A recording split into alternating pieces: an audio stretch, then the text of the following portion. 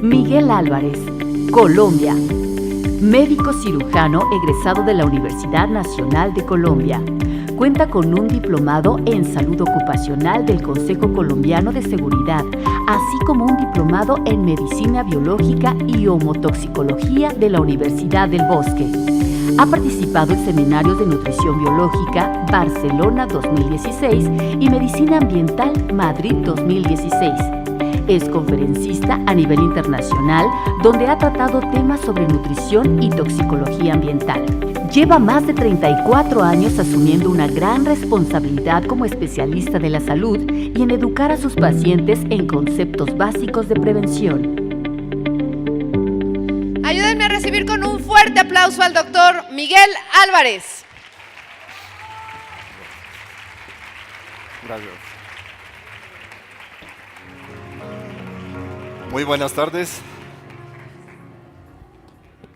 Buenas tardes. Dicen que el cerebro capta hasta donde el de atrás aguanta. Yo creo que a esta hora ya estamos cansados y un poquito con hambre. Les voy a pedir el favor de que se me coloquen de pie. De pie. Vamos a hacer este pequeño movimiento con nuestras piernas. Doblamos, levantamos, doblamos, levantamos, doblamos. Lo vamos a hacer más rápido, por favor, más rápido. En el mismo sitio no levantamos los pies, pero lo hacemos cada vez más rápido. ¿Sí? Ahora vamos a tomar aire fuerte. Vamos a soltarlo rápido. Vamos a repetir esto nuevamente 3 veces. Ahora sí podemos sentarnos. Muchas gracias. Bueno, después de toda la ciencia que han recibido en la mañana, me queda a mí un trabajo un poquito difícil. Vamos a tratar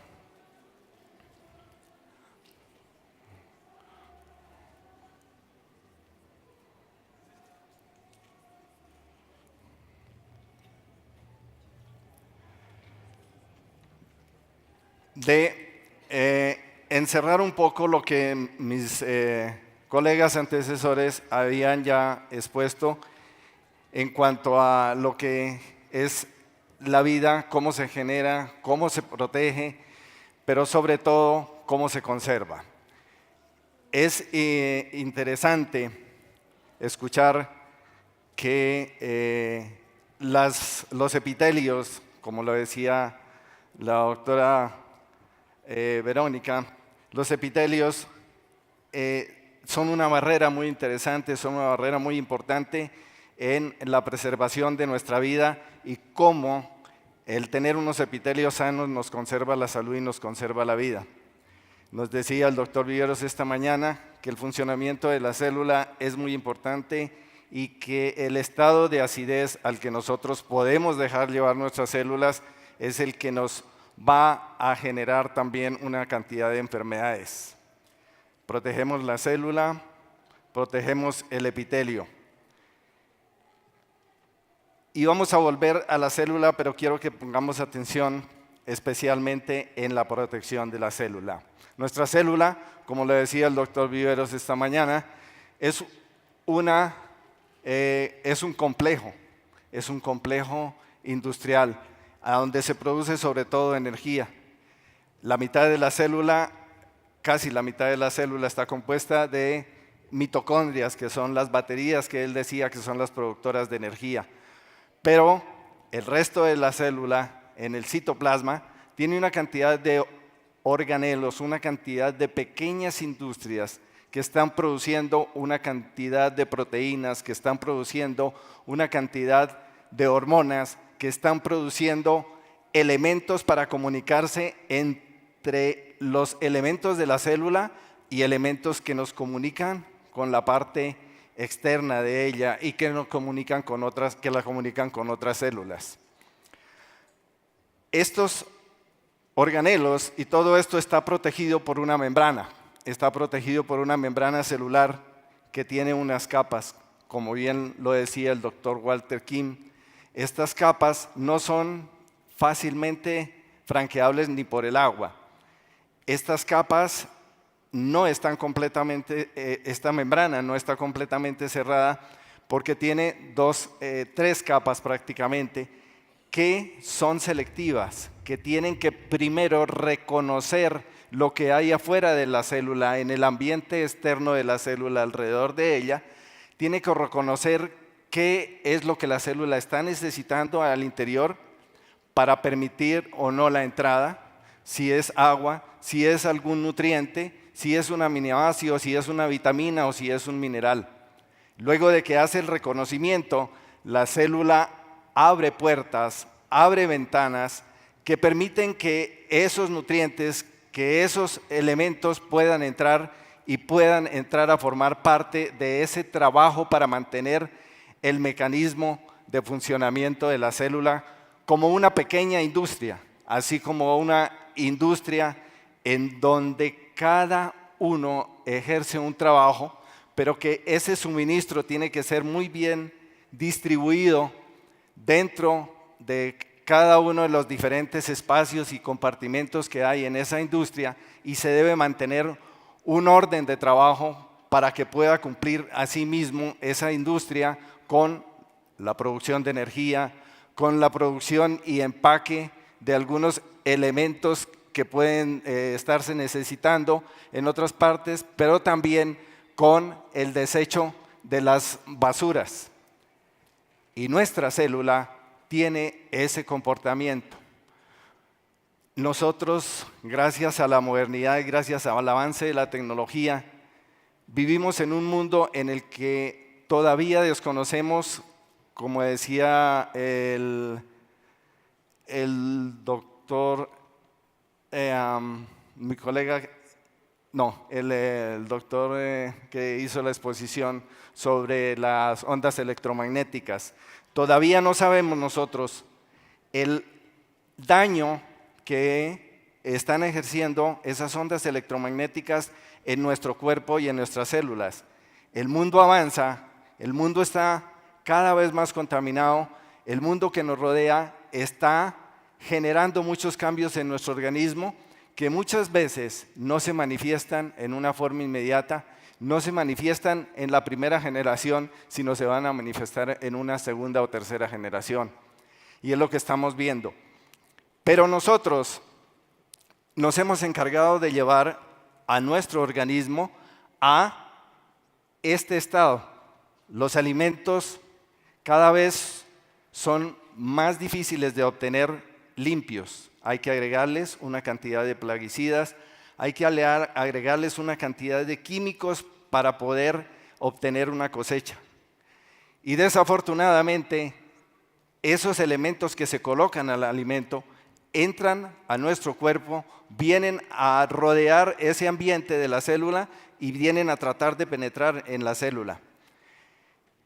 Las ondas electromagnéticas, como le decía esta mañana, son ondas que empiezan a generar unos cambios, especialmente en las membranas de protección de la célula, ya que nuestra membrana de protección se comporta como un diodo, en donde tiene una parte interna en reposo que es positiva y tiene una parte externa que es negativa.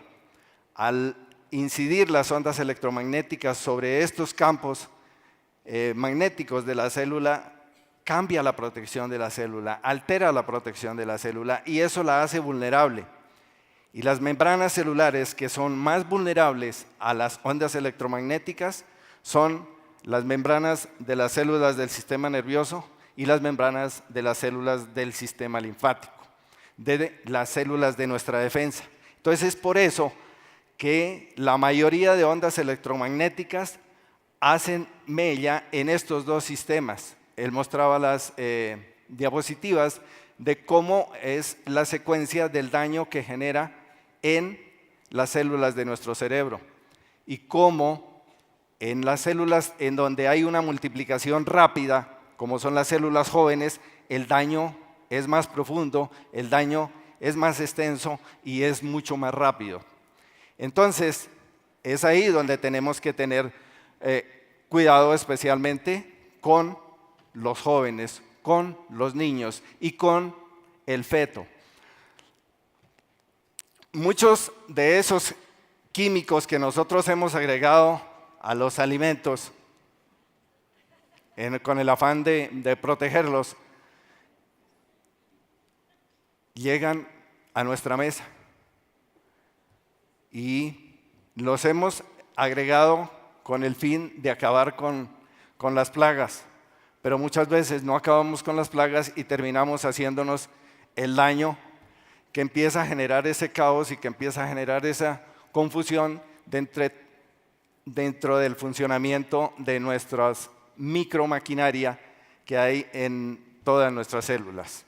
Entonces, pasa de esa armonía que habíamos visto de esa pequeña industria a tener un desorden como este, en donde ya no se produce lo que se tenía que producir, nuestro cuerpo empieza a acumular en depósitos que no eran para esto, muchos de los desechos de la célula que no puede eliminar van a parar a nuestro hígado y empieza nuestro hígado a tratar de contener estos elementos sin que hagan daño. Entonces, por eso empiezan las células de nuestra defensa, especialmente las células grasas, a tratar de contener estos elementos químicos y nuestro hígado, en ese afán de contener estos elementos químicos, empieza a volverse graso.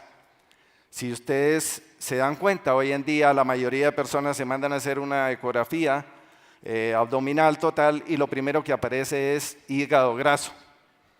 Y todos nos preguntamos, ¿por qué hígado graso? Muchas de las veces al primer tóxico que se le echa la culpa pues es al licor, pero muchas de las personas que tienen hígado graso ni siquiera han tomado licor. Entonces uno dice, ¿y de dónde viene el hígado graso? Pues claro, viene de todo el suministro de toxinas que nosotros estamos colocando alrededor de nuestras células. Pero hay otra cosa interesante y es que las toxinas vienen de los alimentos, pero también están en el mismo ambiente que nos rodea y se van sumando sus efectos. Miren lo que pasa. Dentro de los alimentos tenemos los plaguicidas, que empiezan a acabar con nuestra flora bacteriana, al igual que acaban con las plagas, porque ellos son fungicidas, porque ellos son bactericidas, también empiezan a acabar con nuestras células que hay dentro de nuestro cuerpo y que empiezan a tener contacto con estos elementos. Pero también estamos expuestos a otros elementos que son los colocados para preservar el alimento, para hacer que ese alimento nos dure a nosotros mucho más tiempo. Claro, un alimento dura más tiempo, se hace larga vida cuando nosotros le hemos agregado algo para que las bacterias, para que los microorganismos no lo ataquen y nosotros no lo comemos. ¿Qué va a pasar con ese preservante que nosotros consumimos en el alimento? Ese preservante va a empezar a acabar con nuestras células, pero va a acabar especialmente con las células con las que entra en contacto. Entonces las células de nuestras mucosas, que son las que primero reciben esto, empiezan a sufrir. Entonces ahí es donde viene el efecto del medio en nuestro cuerpo. ¿Qué pasa? En nuestro estómago, que es el primero que recibe todo, el primero que recibe todos los tóxicos, empieza a alterarse la pared. Empieza a alterarse lo que nosotros llamamos el epitelio, el revestimiento que tiene esa pared. Si le echamos cloro, por ejemplo, cuando viene en el agua, ¿qué pasa? Muchas de las células que van a estar en contacto con el cloro, pues tienen que morir. Y ya empieza a ser vulnerable esa pared. Ya empieza por ahí a colársenos cosas. Y eso cambia. Y nuestro organismo trata de reparar este daño. Y eso lo hace ¿cómo? Estimulando todos los mecanismos de defensa y mandando allí una cantidad de células para hacer una reparación. Eso es lo que nosotros llamamos y conocemos como inflamación. Y si es la inflamación de nuestro estómago, ¿cómo se llama? Gastritis. Todos sabemos que ese dolorcito acá en este sitio es una gastritis. Todos sabemos también cómo tratarla, ¿cierto? ¿Qué tomamos cuando tenemos gastritis? Todos sabemos cómo tratarla, pero no sabemos de dónde viene y cómo evitarla. Eso es lo que tenemos que aprender.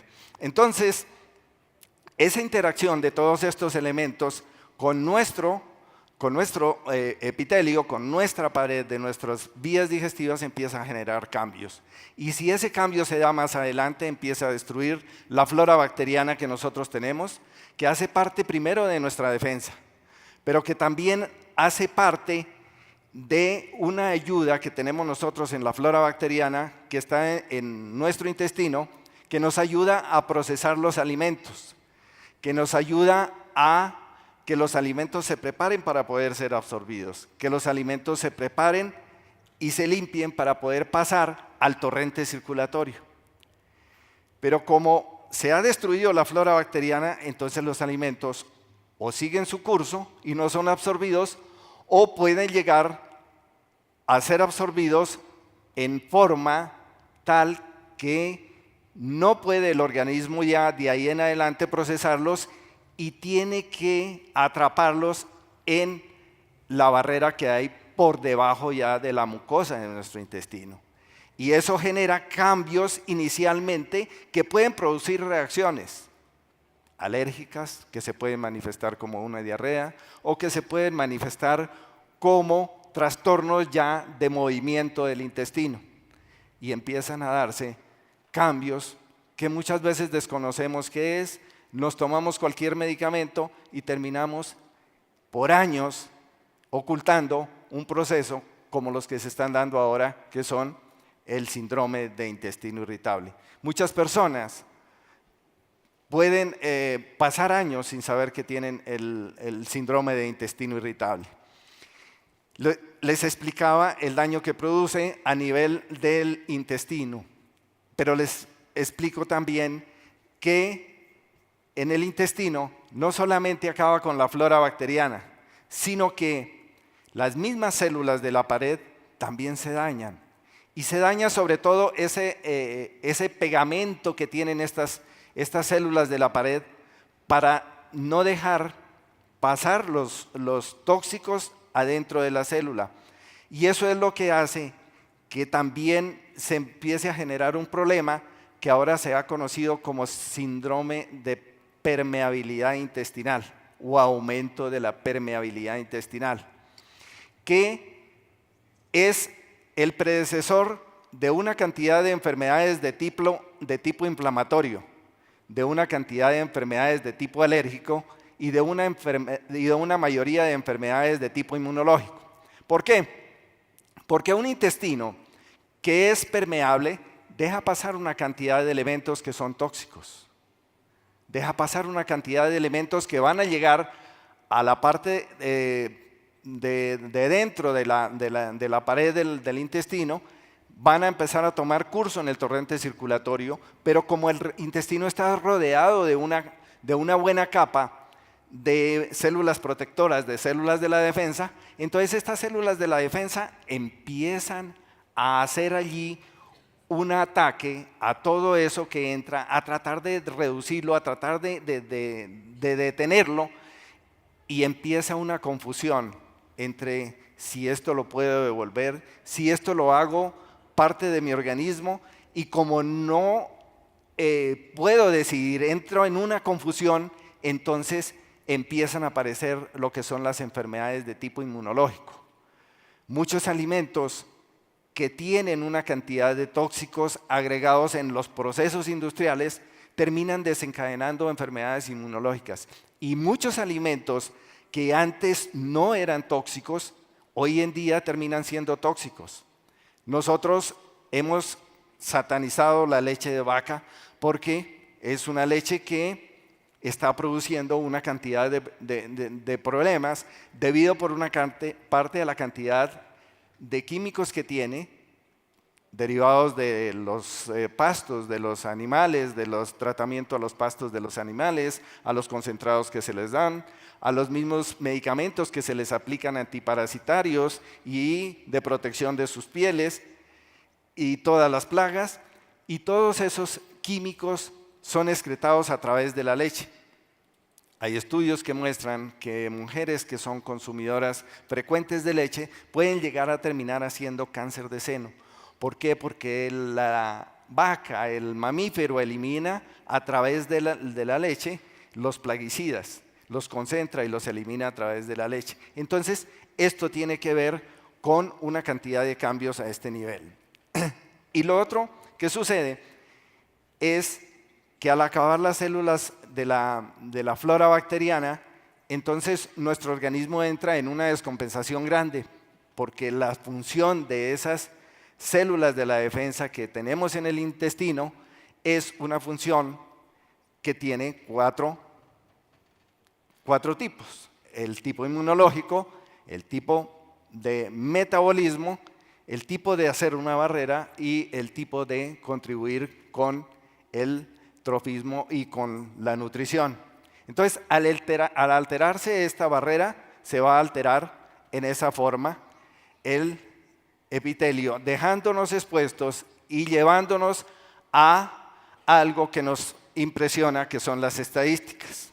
Yo sí quisiera que nosotros pensáramos en que todo lo que se ha dicho esta mañana en cuanto a nutrición, en cuanto al agua, en cuanto a quitar los elementos, nos saquen a nosotros de las estadísticas y no esperemos a que una célula haya cambiado, a que una cantidad de células hayan cambiado y a que hayan pasado años para que puedan detectarnos un cáncer, como decimos, precoz. Pero cuando se detecta un cáncer, así sea precoz, ya es un cáncer que se está desarrollando y es una condición que lo lleva a uno a tener que utilizar una cantidad de medicamentos que muchas veces se convierten en más tóxicos. Entonces, si ustedes ven estas estadísticas que son datos obtenidos de la Organización Mundial de la Salud, entonces uno diría, ¿podemos hacer algo? Viene la pregunta, entonces, ¿qué podemos hacer? ¿De quién es la responsabilidad? Entonces es ahí donde tenemos que preguntarnos cómo reponer y reparar estas barreras, cómo evitar que estas barreras sigan deteriorándose.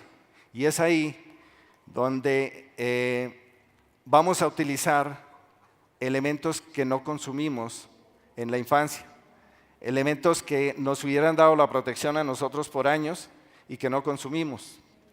La lactancia materna es un hábito muy abandonado. Ya los niños no consumen leche materna ni el mínimo de tiempo que debieran consumirla. Se consume por apenas unos días y después se la pasa a leche maternizadas pensando que es mejor. Pero resulta que la leche materna consumida durante los 6 primeros meses, ojalá como único alimento, es proveedora de una cantidad de sustancias que nos pueden ayudar a evitar a posteriori daños producidos por todos estos elementos químicos. ¿Y por qué la leche materna? Porque la leche materna contiene una sustancia que se llama la lactoferrina. La lactoferrina es una sustancia química producida por el organismo. Lo producen todas las células que están en esa barrera de protección, especialmente de nuestras mucosas, que llamamos nosotros los epitelios. Lo producen muchas de las células que están en las paredes de las vías respiratorias, que están en las paredes de las vías digestivas. Y esa lactoferrina es una proteína de la defensa, es una proteína que forma parte de las proteínas que se llaman transferrinas, que son unas proteínas que tienen como adhesión al hierro y que tienen una predilección por el hierro, especialmente de las bacterias. Esta lactoferrina entonces se va a convertir en un protector porque además nos protege a nosotros de virus, de bacterias y de una cantidad de gérmenes que pudieran estarnos acabando. Les decía que el elemento que más contiene lactoferrina es el calostro de la leche. El calostro de la leche materna tiene alrededor del 7 a 10 miligramos por mililitro. Y de ahí en adelante todas nuestras secreciones contienen lactoferrina. Esa lactoferrina puede variar dependiendo de la agresión del medio. Si en nuestro estómago es agredido, por ejemplo, por la bacteria que nosotros conocemos y hemos escuchado más frecuentemente, el Helicobacter pylori, entonces se aumenta allí la producción de lactoferrina, se gasta la lactoferrina porque las mismas bacterias que salen al ataque de esa bacteria que nos está atacando empieza a desgastarse y empieza a perder la lactoferrina para poder controlarla. Entonces la lactoferrina se encuentra en nuestras lágrimas, se encuentra en el jugo pancreático, se encuentra en el moco bronquial, se encuentra también en el flujo vaginal. Y es, por tanto, el alimento de las células de la reparación y es también el alimento de todas las células de la defensa. Ayuda a multiplicar las células de la defensa. Decíamos que la vida comienza con lactoferrina, porque la lactoferrina, así como forma parte de las secreciones, se encuentra en el líquido seminal y favorece también la unión y la penetración del espermatozoide al óvulo, pero también favorece la multiplicación celular y cuida de la multiplicación celular ordenada. Este trabajo lo hace en la vida de crecimiento intrauterino del feto y también después en la lactancia, pues cuida de la protección a través del desarrollo del niño. Entonces, por esto es muy importante que se tenga la lactancia materna. Una gota de leche no puede equivaler a 10 tarros de leche maternizadas. La leche maternizada puede llenar, la leche maternizada puede nutrir aparentemente, pero sus elementos son tan tóxicos que pueden empezar a generar algunos tipos de alergias porque no van a alimentar la flora bacteriana, la flora intestinal que está protegiendo el intestino y eso va a llevar a que el alimento pueda hacer daño y pueda penetrar a las barreras del intestino. Les decía que la digestión de alimentos que estimulen la producción de lactoferrina hace que se gaste. Y entonces tenemos nosotros que empezar a pensar en suministros de lactoferrina. Nuestro organismo la produce, pero necesitamos darle elementos que contengan lactoferrina para que nuestro organismo no baje sus niveles de lactoferrina en ninguno de las mucosas ni de las barreras que nosotros tenemos. Entonces, es importante porque colabora con la digestión a nivel del intestino. Es importante porque colabora con la digestión a nivel del estómago y es importante también porque hace que las enzimas productoras en el páncreas cumplan su función de transporte, especialmente de la glucosa a las células, lo que ayuda a disminuir la resistencia que se llama a la insulina. De esa manera, nos puede ayudar también a nosotros, la lactoferrina, en el problema de los trastornos de los azúcares, evitar la hipo o evitar la hiperglicemia. La lactoferrina también está relacionada con un funcionamiento del sistema nervioso sano, porque al proteger los epitelios, al proteger las barreras intestinales y al reparar las células de la barrera intestinal, entonces hay una mejor producción de una cantidad de elementos que necesita nuestro cerebro para funcionar, que se llaman los neurotransmisores.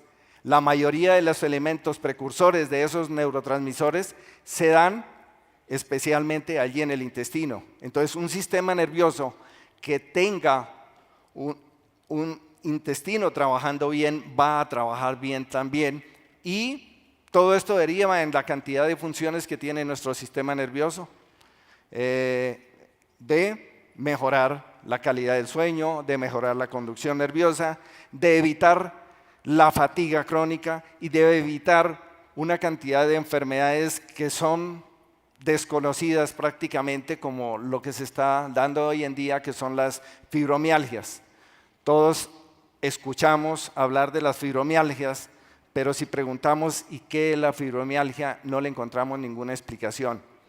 Muchas de las veces es porque esos tóxicos que han ingresado al organismo se han quedado allí, no puede eliminarse, uno porque de pronto no tomamos agua, como dice el doctor Kim, pero lo otro es que nuestras barreras se volvieron vulnerables. Entonces, vale la pena que nosotros aumentemos o ingiramos algo de lactoferrina. Como les decía, la contiene la leche, lo contiene el calostro de la leche especialmente, pero pues nosotros ya no vamos a tomar calostro de leche, ya no vamos a tomar leche, y los derivados de la leche muy poca lactoferrina contienen. Entonces es ahí donde tenemos que pensar que hay que buscar alimentos que nos provean la lactoferrina. Entonces hay procesados de lactoferrina que nos ayudan a reparar también los tejidos, el tejido óseo. Nuestros huesos necesitan, para que haya una buena función, tanto de la vitalidad del hueso. El hueso no solamente es un elemento de soporte, el hueso es un banco de nutrientes, y allí en ese banco de nutrientes hay una cantidad de elementos que necesita el organismo para poder hacerle frente a las situaciones de cambios de acidez en nuestro organismo.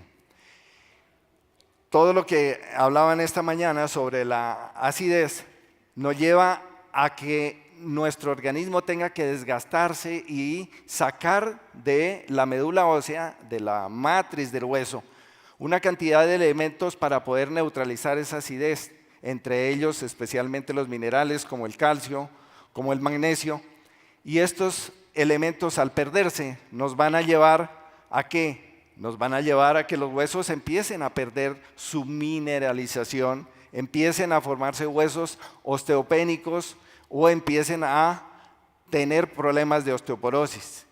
O se puedan afectar también los cartílagos articulares, se despulen los cartílagos articulares, y al despulirse nos llevan a los problemas de osteoartrosis.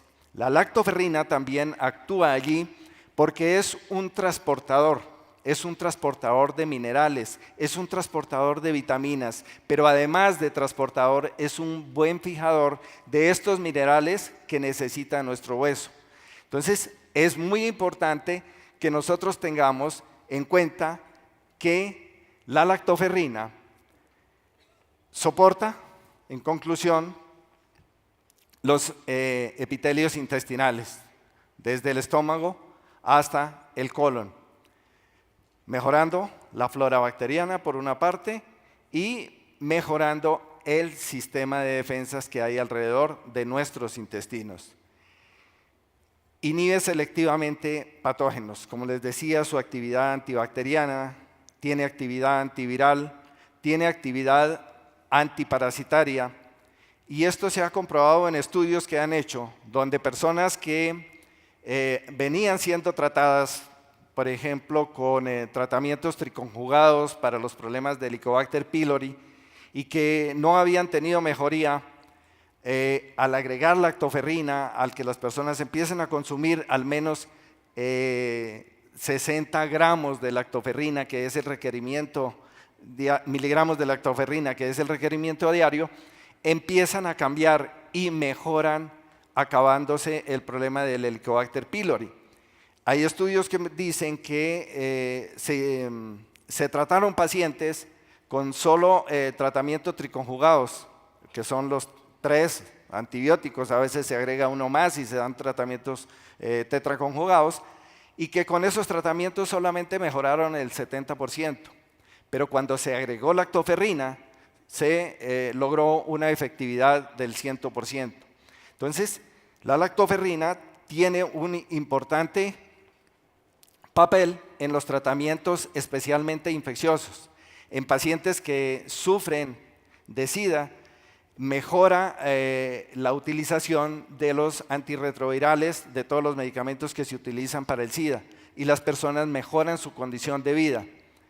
En pacientes que han tenido problemas dermatológicos, especialmente por gérmenes como la pseudomonas, que es difícil de acabar y que es muy resistente y que fácilmente hace resistencia a muchos antibióticos, cuando se agrega la lactoferrina, estos pacientes empiezan a mejorar en una forma sorprendente. Mejora la actividad antioxidante. Al no permitir la entrada de una cantidad de elementos que van a cambiar la toxicidad a nivel de las células de la barrera intestinal, pues mejora la oxidación, disminuye la oxidación en las células, disminuye la cantidad de oxidantes y eso hace un desempeño celular mucho mejor. Les decía que la lactoferrina es una proteína transportadora de hierro, de minerales y también especialmente del hierro. Personas con problemas de anemia han mejorado muchísimo con el suministro de lactoferrina. No parece, digamos, que la lactoferrina por el contenido de hierro ayude a mejorar, sino es por el transporte que hace hacia los glóbulos rojos, hacia los bancos de producción de glóbulos rojos, como son la médula ósea. Entonces es importante que haya un buen aporte de la lactoferrina allí. Y como les decía, es capaz de crear barrera, claro, porque si se recuperan la adhesión de las células de la pared intestinal, de las células de nuestro colon, de las células de nuestra pared del estómago, pues va a evitar que la carga tóxica pase al organismo y empiece a generar cambios a nivel del endotelio de que hablaba esta mañana la doctora Verónica. Entonces, podemos evitar el daño que está haciendo el químico, pero podemos evitar que entre a nuestro organismo. La lactoferrina, entonces, la vamos a encontrar en las secreciones, especialmente, como les decía, en las heces.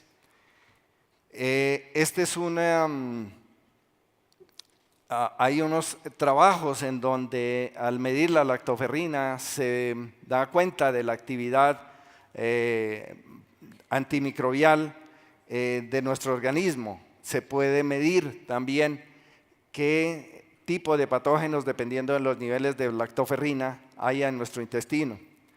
Y a través de la excreción en la orina, pues ayuda a combatir muchas de las infecciones urinarias y ayuda a mantener también los epitelios vaginales y a disminuir flujos vaginales cuando han sido tratados ya con muchos antibióticos y antimicóticos que no han tenido respuesta. Porque así como se elimina a través de todas las secreciones, se elimina a través del flujo vaginal y esto hace que allí tenga un buen efecto. La lactoferrina, entonces, como les decía, es una buena fuente, la leche materna. También es una fuente el calostro de la leche de vaca, pero como no es bueno consumir la leche de vaca y hoy en día no conseguimos calostro, entonces hay que obtener productos que hayan obtenido la lactoferrina de calostro de leche de vacas y ojalá especialmente de vacas que hayan sido tratadas orgánicamente, que no tengan manipulación genética y que no hayan sido tratadas químicamente con vacunas, con alimentos en el pasto. Entonces, la micromaquinaria del cuerpo le permite prosperar cuando está sano y sanar cuando no está bien, dice el doctor Gary Samuelson. Si nosotros mantenemos esa micromaquinaria bien, si nosotros le damos elementos para que puedan ser transportados esos nutrientes que nosotros consumimos a diario, entonces podemos tener un cuerpo sano y podemos hacerle frente a la modernidad y al avance de la ciencia y de la tecnología. Muchas gracias, espero que esto les haya servido.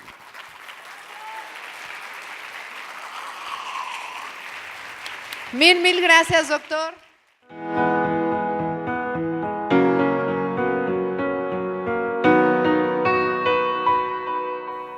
Niken.